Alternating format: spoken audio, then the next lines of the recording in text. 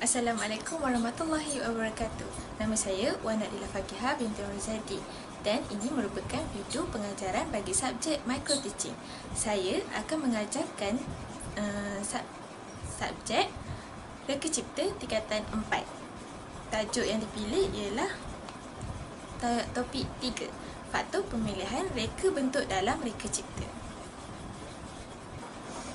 Assalamualaikum warahmatullahi wabarakatuh.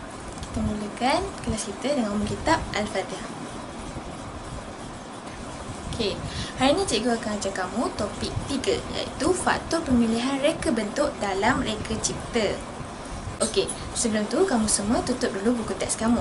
Cikgu nak kamu tengok sekeliling kamu. Tengok dalam kelas ni, ada apa? Kamu nampak ada buku teks, ada meja, ada kerusi, ada botol air, ada bekas pensel. Kat depan ni ada laptop, ada whiteboard, ada segala-galanya kan. Jadi untuk semua benda ni ada reka bentuk mereka yang tersendiri. Jadi cikgu bagi contoh lah.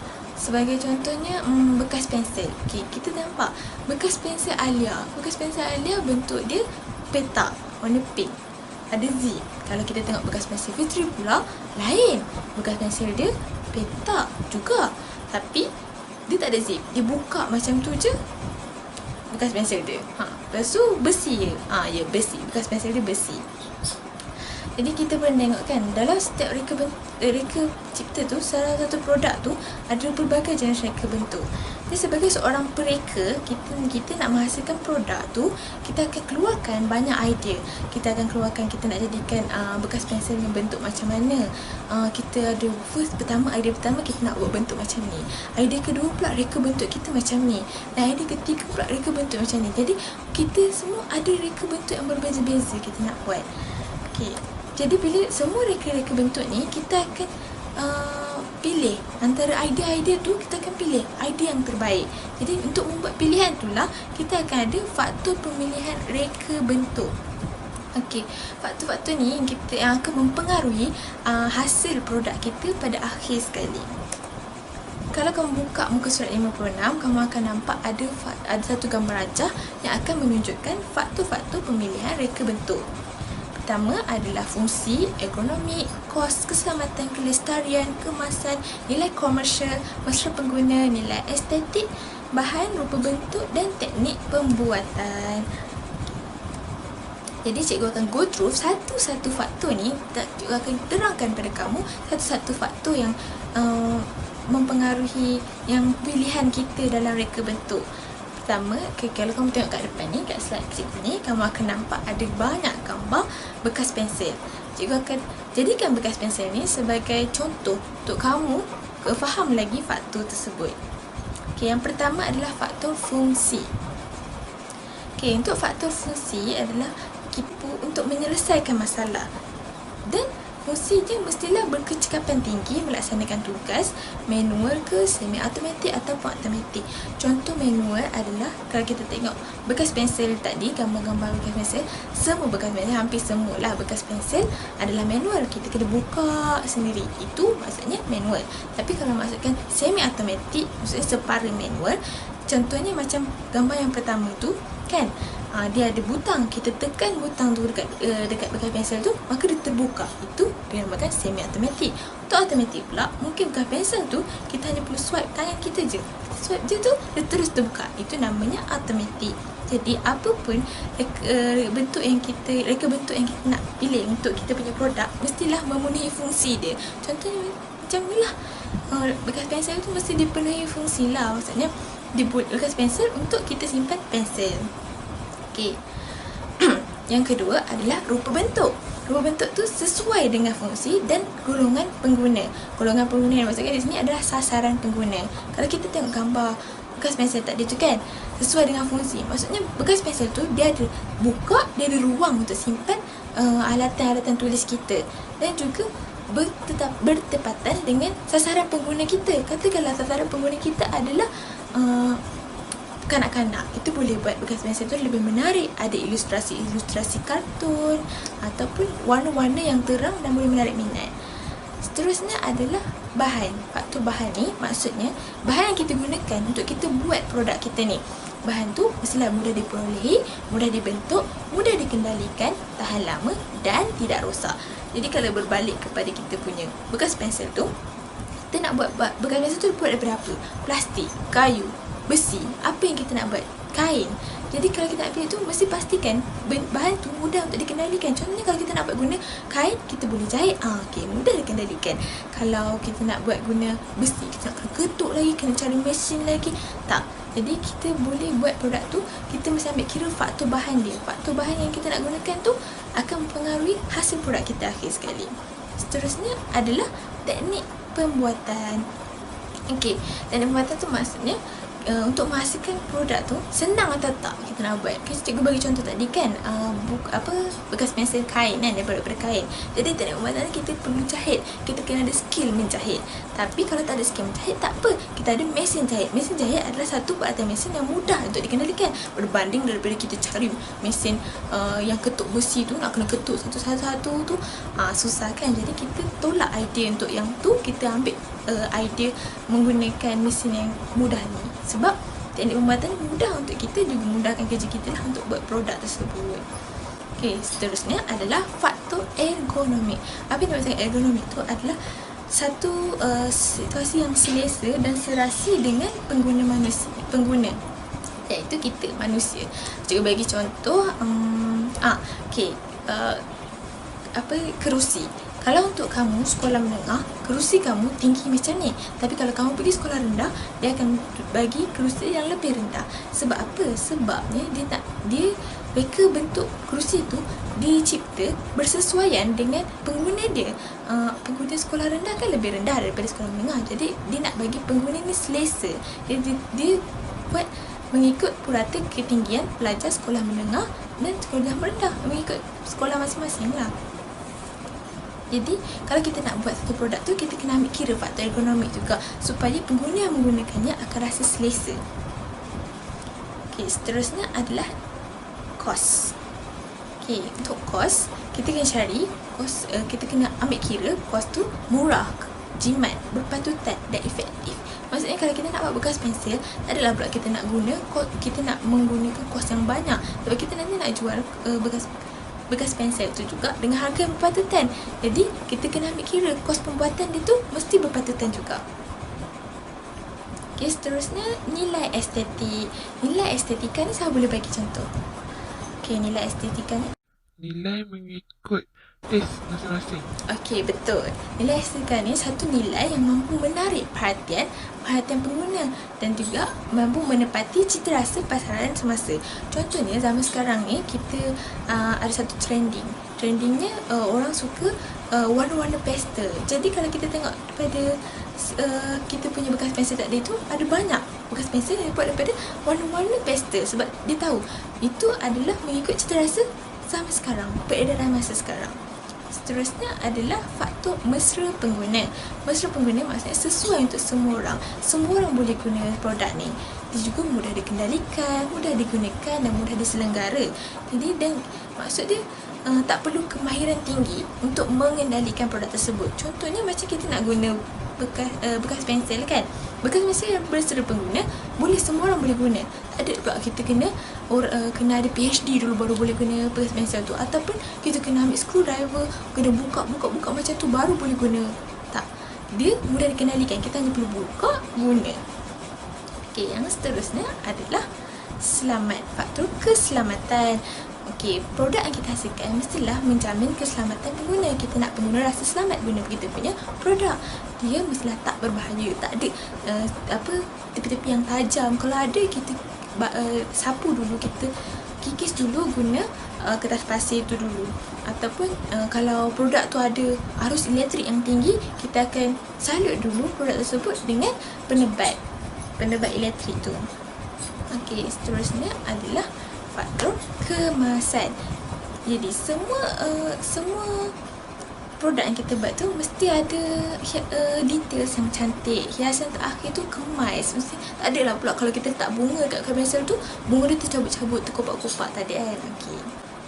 Seterusnya adalah faktor nilai komersial. Okey, nilai komersial ni apa?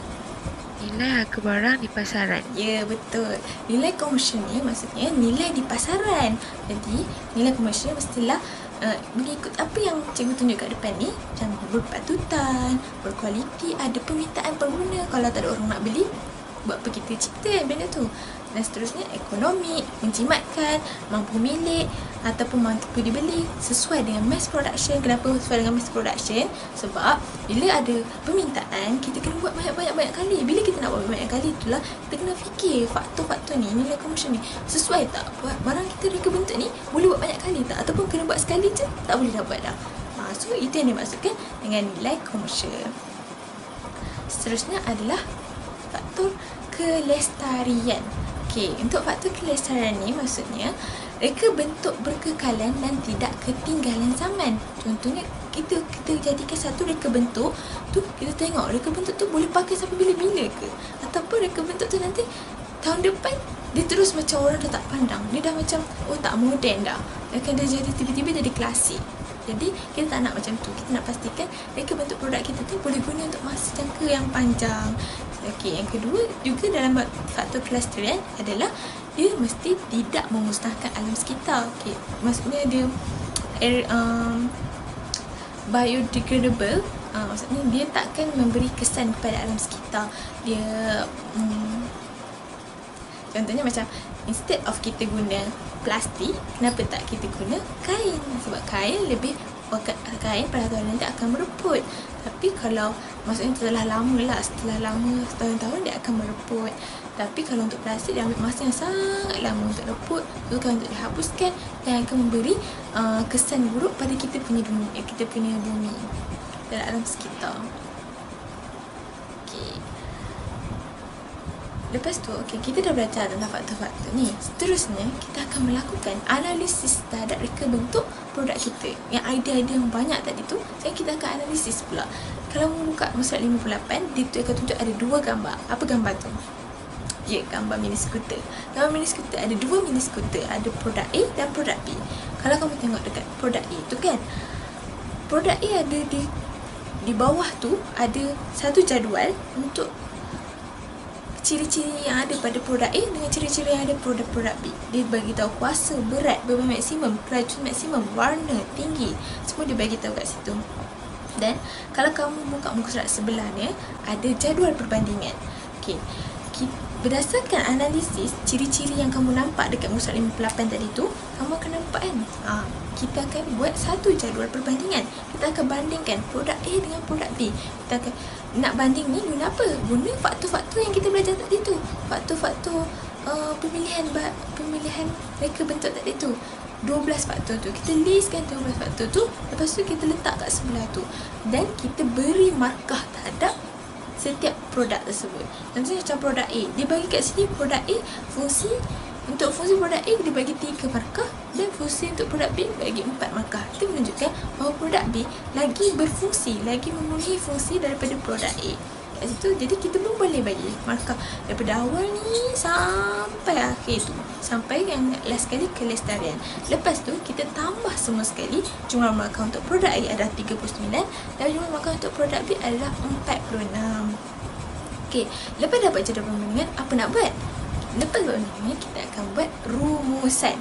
Okey, kalau buka muka surat 62, untuk produk mini skuter ni, kita ada produk A, produk B, kita listkan kelebihan dia. Lepas tu kita listkan kekurangan dia. Kelebihan dia apa? Lepas kita dah buat perbandingan tadi tu kan. Jadi kita dah tahu kelebihan untuk produk A ni apa, kelebihan untuk produk B ni apa, kekurangan dia apa, kekurangan produk B apa. Lepas buat rumusan ni, kita akan terus kepada produk terbaik. Jadinya bila dengan membuat jadual yang kita nampak kat rumusan tu, kita akan boleh nampak yang mana antara produk A dengan produk B, yang mana lagi bagus, sama ada produk A atau produk B. Jadinya kita akan buat satu judgement, satu penghakiman untuk menentukan yang mana lagi bagus. Jadi kita akan buat produk terbaik tu, best product, the best product dengan jadi bila dah habis hasil akhir produk kita, kita akan berlakukan lagi penambahbaikan terhadap produk tersebut. Sebab macam tadi kita tengok kan, produk A dengan produk B dua-dua ada kelebihannya, dua-dua ada kekurangan dia. Jadi bila kita dah pilih antara dua tu, katalah kita pilih produk B, jadi kita akan tambah baik lagi produk B, kita cover dia punya lepas kita cover kekurangan itu, kita tambah lagi perincian, kita tambah lagi kemasan supaya dia jadi satu produk yang lengkap. Okey, tu saja untuk topik 3. Dah habis kan? Okey, kalau kamu tengok dekat dalam buku teks tu juga ada lagi satu produk yang kamu boleh juga guna untuk produk tu. Kamu boleh baca sendiri ya, dia punya jadual perbandingan, dia punya analisis, dia punya rumusan macam mana, rumusan pemilihan dia macam mana. Okey, sekarang cikgu akan masuk kepada aktiviti. Sebab kita ada lagi 5 minit, cikgu akan bagi aktiviti ni termasuk dalam tugasan kamu untuk disiapkan. Okey, cikgu nak dalam kelas ni, sebab kita ada 30 orang, kamu bahagikan kepada 5 kumpulan. Jadi bermaksud satu kumpulan ada 6 orang. Okey, untuk satu kumpulan tu, okey, setiap kumpulan cikgu akan bagi kamu satu produk dan kamu balik nanti kamu cari produk tersebut. Contohnya untuk kumpulan 1, cikgu bagi kamu kasut. Kamu cari pelbagai jenis reka bentuk kasut yang ada kat pasaran dan tak perlu cari banyak, cari 2 je. Lepas tu kamu lakukan analisis, ikut balik apa yang cikgu tunjuk tadi tu. Cikgu kata analisis balik reka bentuk produk tersebut, produk kasut tu. Kamu analisis ciri-ciri dia apa, tahan lasak ke, dia punya tahan air ke, macam mana. Lepas tu kamu buat jadual perbandingan. Jadual perbandingan tu kamu buatlah listkan faktor-faktor yang mempengaruhi reka bentuk tersebut. Maksudnya fungsi, reka bentuk, bahan. Lepas tu kamu sendiri bagi markah kepada produk yang dipilih tu. Lepas buat jadual perbandingan, terus buat jadual rumusan. Buat rumusan kelebihan produk A apa, kelebihan produk B apa. Jadi minggu depan cikgu nak tengok kamu bentangkan hasil carian kamu, hasil analisis kamu terhadap 2 produk yang cikgu bagi. Okey? Nanti lepas kelas jumpa cikgu untuk cikgu bagi produk kamu bagi setiap kumpulan. Itu saja untuk kelas hari ini. Kita tutup pembelajaran kita hari ini dengan tasbih kafarah dan surah Al-As.